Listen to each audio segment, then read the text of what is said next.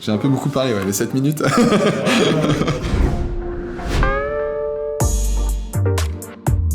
Je m'appelle Alexis Pinault et je suis le fondateur de l'agence Waldo, du coup, qui est une agence d'influence marketing. C'est comment faire une stratégie, comment créer une stratégie d'influence qui va être à la fois fun parce que l'influence c'est fun et efficace parce que on reste quand même dans du marketing. Donc le but c'est d'atteindre un objectif précis. Du coup, je vais vous apprendre à créer donc de A à Z, du brief jusqu'à la mise en place opérationnelle et reporting, toutes les étapes qu'il faut avoir pour créer du coup une campagne d'influence marketing fun et efficace. En fait, on va avoir 3 grandes étapes. La première étape, ça va être l'étape d'analyse, comprendre ce qu'on va faire. La deuxième, ça va être, on va dire, la partie créative, la partie création de la mécanique, etc. Et la dernière étape qui va être suivie et puis fin de la campagne. Alors, nous, on utilise assez peu d'outils, au final. On utilise beaucoup des extensions Chrome, des choses comme ça. C'est une volonté de notre part parce qu'aujourd'hui, il y a des plateformes qui existent, notamment, pour justement aller sourcer des influenceurs. Et du coup, on trouve pas que aller passer par des outils qui coûtent assez cher quand même, qui font juste du scrapping, c'est quelque chose qui est intéressant. Ou alors, il y a d'autres types de plateformes qui fonctionnent où c'est les influenceurs qui s'inscrivent dessus, mais du coup, on n'a pas accès à tous les influenceurs.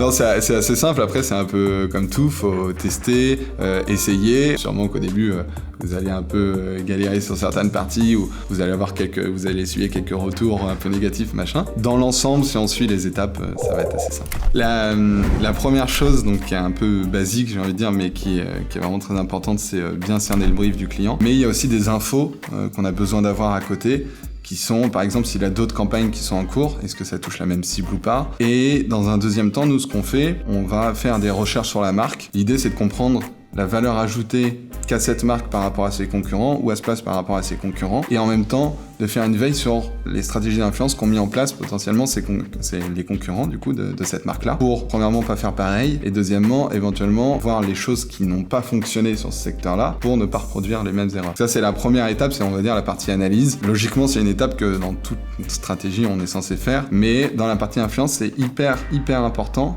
parce que c'est ce qui va nous permettre de faire la deuxième étape, du coup, la partie créative de la recommandation. Il y a 2 choses qui sont essentielles. La première, c'est la création du concept. La ligne directrice, l'idée créative principale de la campagne. Ça peut être votre influenceur devient votre personal shopper, ça peut être plein de choses comme ça. Là, pour le moment, dans le concept, on se soucie pas de l'objectif de la campagne. La créativité, ça vient aussi comme ça, c'est se renseigner beaucoup sur ce qui se fait, être très au courant de tout ce qui se passe sur les réseaux, des tendances, des modes, etc. Et travailler pour être le plus créatif possible, c'est tester. Et vraiment, le concept, c'est là où on est fun. Tu vois, c'est là où on va dire, ok, on sort un peu des sentiers battus, on essaie de créer des nouvelles choses. Et ensuite, on va rentrer dans la partie mécanique. Et c'est là où on a en fait, nous, différents types de mécaniques qu'on peut mettre en place. Alors, on a listé en fait les grandes mécaniques classiques de l'influence, mais ça nous arrive d'en rajouter. Donc, ce que j'appelle mécanique, ça peut être mettre en place un code promo, ça va être sur quel support on va aller, est-ce qu'on fait du Instagram, du YouTube, du TikTok, etc. Ensuite, une fois qu'on a ça, on va devoir sélectionner nos influenceurs. On co-crée souvent avec l'influenceur. De manière générale, on co-crée tout le temps avec l'influenceur. On lui propose notre concept créatif et on l'adapte par rapport à lui, ses retours. Mais quand on va sur des très très gros profils où c'est des gros budgets, etc., souvent ce qu'on fait, c'est qu'on contacte. Alors souvent c'est son agent, on contacte d'abord son agent et on voit si lui, il a des propositions de concept créatif à mettre en place, parce que souvent c'est des gens qui ont plein d'idées et qui attendent en fait des sponsors pour mettre ces idées en place. Évidemment, il faut faire attention aux fake influenceurs. Il y a un outil qui est assez efficace pour les fake influenceurs, c'est HypeAuditor, qui permet de mesurer la qualité d'une audience. Sélectionner les influenceurs, nous, on fonctionne de la manière suivante. La première chose, c'est notre réseau. On a un réseau d'influenceurs qu'on côtoie régulièrement. Souvent, on va à des événements, des choses comme ça pour les rencontrer. Après, on a les recommandations. C'est justement, on connaît très très bien l'influenceur voyage. On sait que lui, il correspond pas tout à fait à la ligne éditoriale ou aux valeurs de la marque. On lui dit, est-ce que t'as pas un ami qui fait du voyage aussi, parce qu'ils se connaissent tous entre eux, et qui correspondrait plus à ça? Ah bah si, lui, je sais, il a entendu parler de ça, etc. Le sourcing dans l'influence, c'est, on va dire, le plus important après le concept, parce qu'il faut un influenceur qui corresponde aux valeurs de la marque, qui peut porter le message de la marque, et surtout éviter tout ce qui est les influenceurs sandwich qui font de la pub à la suite, et du coup qui ont moins de crédibilité. Voilà, nous on fonctionne avec Asana pour la gestion des tâches. par exemple. Donc Asana qui est un système de to-do list en fait, mais qui nous permet aussi de gérer des projets sous forme de calendrier. Donc du coup, Asana ça fonctionne comme ça. Donc on a des projets. Donc par exemple, si je veux créer un nouveau projet, nouveau client. Client, je crée le projet, pardon. Et ensuite, je peux rajouter des sections. Donc, par exemple, je peux rajouter, nous, on va avoir des influenceurs au trimestre 1, au trimestre 2, au trimestre 3. Ensuite, dans chaque section, je peux créer des tâches. Après, chacun organise en fait Asana comme il veut. C'est ça qui est bien. Parce qu'on peut avoir différentes formes. On peut avoir une forme un peu Trello sous forme de tableau. Comme ça. Mais par exemple, quand on crée influenceur 1 par exemple, influenceur 2, sur chaque influenceur, je vais pouvoir lister tout ce que j'ai à faire. Donc le contacter, ensuite je vais lui proposer les produits, envoyer le produit, et je sais que ça va prendre un certain temps. Donc après je vais mettre des délais, etc. pour chaque tâche.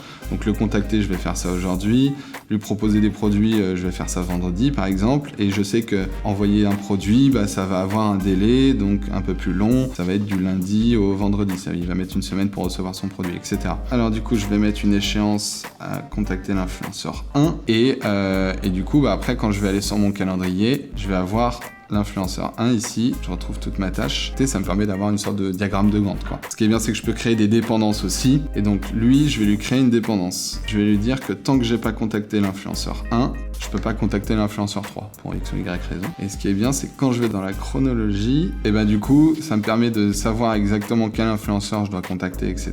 Ça me permet de voir ici que j'ai une dépendance. Et vous voyez, si je le mets là, comme ça, si je le décale, en fait, ça va me décaler mes tâches. Donc ça fait un peu l'équivalent d'un diagramme de Gantt, et ça me permet de suivre, d'être en courant en temps réel si jamais on va avoir du retard pour une publication ou quelque chose comme ça. Une fois qu'on a fait le planning, on établit le budget. Nous, ce qu'on fait, c'est que donc on prévoit tout, les honoraires, enfin le temps qu'on passe sur chaque tâche, etc.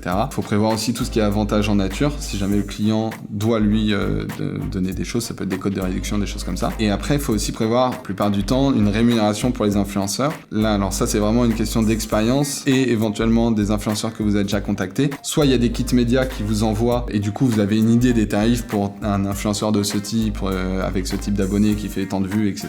Soit vous avez l'expérience aussi, vous en avez contacté tellement qu'au bout d'un moment, vous savez qu'un influenceur a 1 million d'abonnés, ça vaut tant, etc., etc. Ensuite, une fois qu'on a fait le budget, etc., là, on va pouvoir proposer notre recommandation. Donc, on met en forme, on essaye de raconter une histoire. C'est-à-dire qu'on se dit, vous nous avez demandé ça, la problématique c'est ça, voilà comment on va y répondre. À chaque fois, on essaie de faire des transitions, nous, entre nos slides. Ensuite, si jamais ça passe, il y a la partie contact et négociation avec les influenceurs. C'est une partie qui est extrêmement importante parce que les influenceurs, c'est pas des supports publicitaires et on travaille avec de l'humain. Donc, il va falloir autant les convaincre de participer au projet que de négocier avec eux pour leur dire, moi j'ai ça comme budget, etc. Et pour terminer, faire un reporting. Nous, on aime bien faire des reporting à la fois quantitatifs sur les chiffres qu'on a. Et ce qui est bien, c'est que franchement, sur des vidéos YouTube, des posts Instagram, même des stories, des choses comme ça, on a quand même énormément de KPI qu'on peut exploiter et c'est hyper intéressant. Mais en plus de ça, on a tout ce qui est commentaires, réactions et autres qu'on peut analyser. Voilà, et ça, c'est assez intéressant de faire une étude sur les deux. Voilà en gros comment on